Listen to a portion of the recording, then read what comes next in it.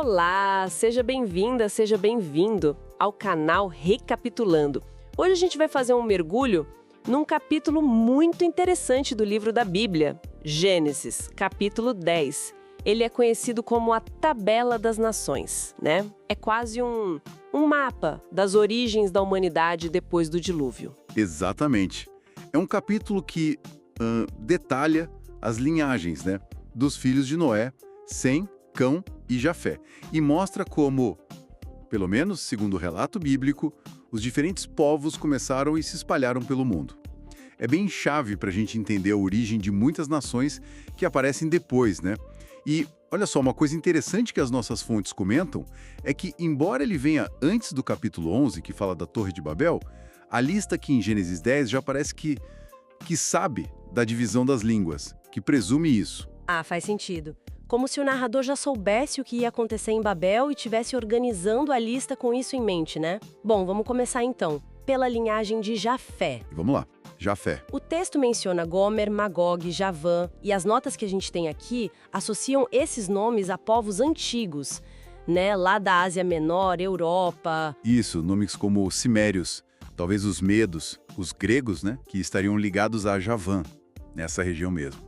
E é interessante, o versículo 5 já fala que por estes foram repartidas as ilhas das nações nas suas terras, cada qual segundo a sua língua. Quer dizer, ele já introduz essa ideia de diversidade, sabe? Línguas diferentes, territórios diferentes, mesmo antes de explicar o porquê lá em Babel. É verdade, já planta essa semente da divisão. Seguindo, então, a gente chega na linhagem de Cão ou Ham. Essa parece ter um peso narrativo bem forte, né? Tem sim.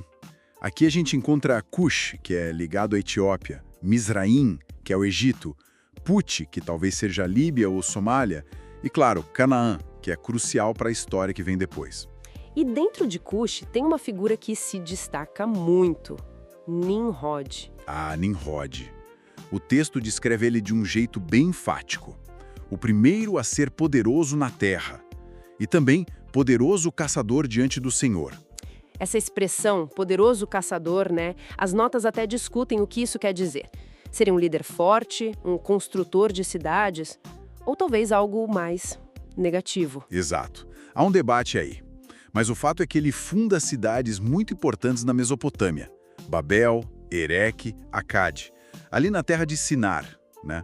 A futura Babilônia. Isso, e depois ainda expande para a Síria, construindo Nínive. E algumas fontes que a gente consultou sugerem algo sobre o nome dele, Nimrod. Sim, que poderia significar algo como nós nos rebelaremos. É bem sugestivo, né? Pois é. Coloca ele quase como um arquétipo da ambição humana, sabe? De construir poder, talvez até de forma autônoma ou em oposição a Deus. Principalmente porque Babel, que depois vai ser o palco daquela história toda da torre, é uma das cidades que ele funda.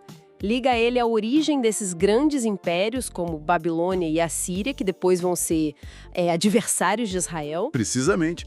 E além do Nimrod, via Cush, a gente tem Mizraim, que é o Egito, outra potência fundamental na história bíblica, também vindo de Cão. E Canaã, claro.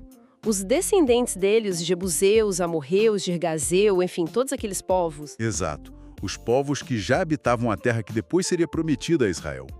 O texto até descreve o território deles, né, onde eles ficavam. E as fontes fazem questão de conectar isso com a maldição que Noé lança sobre Canaã, lá no capítulo 9, né, filho de Cão. Sim, funciona quase como uma explicação teológica, né? Para justificar ou contextualizar os conflitos futuros entre Israel e esses povos cananeus. Entendi. E por último, mas não menos importante, a linhagem de Sem. Isso. E o texto chama Sem de pai de todos os filhos de Éber. Isso é um detalhe importante. Da linhagem de Sem vem Elão, que seriam os persas, Assur, os assírios, embora a gente tenha visto Nimrod ligado à Assíria também, né? Talvez uma origem meio misturada ou uma conquista posterior. Pode ser. E também Arfaxade, Lude e Aram. E Arfaxade é um nome-chave para a linhagem que a Bíblia vai seguir mais de perto, né? Exatamente. Porque de Arfaxade nasce Sala e de Sala nasce Éber. E é daqui de Éber que muitas notas sugerem que vem o termo hebreu. Ah, interessante. Então a linhagem de Abraão vai passar por aqui. Sem, Arfaxade, Éber. Correto. E tem um outro filho de Éber com um nome bem curioso, Peleg. Peleg. O nome significa divisão, é isso. Isso, e o texto diz, porque nos seus dias foi dividida a terra. Aí fica a pergunta, que divisão é essa? As notas que a gente viu ficam na dúvida, né? Seriam a divisão das línguas, lá em Babel, ou poderia ser até alguma coisa geológica, uma divisão física das terras. A interpretação mais comum liga a Babel, a dispersão dos povos e as línguas. Mas o texto em si deixa um pouquinho aberto, sabe? É um detalhe intrigante. E aí o capítulo fecha, né? Reafirmando a ideia principal. Sim, ele diz, estas são as famílias dos filhos de Noé, segundo as suas gerações, em suas nações.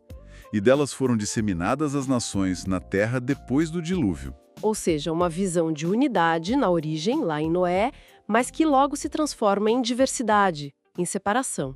Aqui tem uma mensagem teológica forte, que as fontes destacam bastante. Apesar dessa diversidade toda, de todas essas nações diferentes, o texto está dizendo que todo mundo veio do mesmo lugar, tem uma origem comum. É todo mundo do mesmo sangue, digamos assim. E isso prepara o terreno para a ideia de que a salvação que viria pela linhagem de Sem. Exato. Que essa salvação um dia seria oferecida para todas essas nações, para toda a humanidade. Mostra uma unidade fundamental por baixo da diversidade. Então, essa tabela das nações é bem mais que só uma lista de nomes, né? É um mapa teológico, genealógico que estabelece as bases para tudo que vem depois. Fica até uma reflexão, né? Como essa dinâmica de unidade e divisão, que a gente vê desde Gênesis 10, continua ressoando hoje em dia nas relações entre os povos. Até amanhã, no próximo capítulo. Até mais.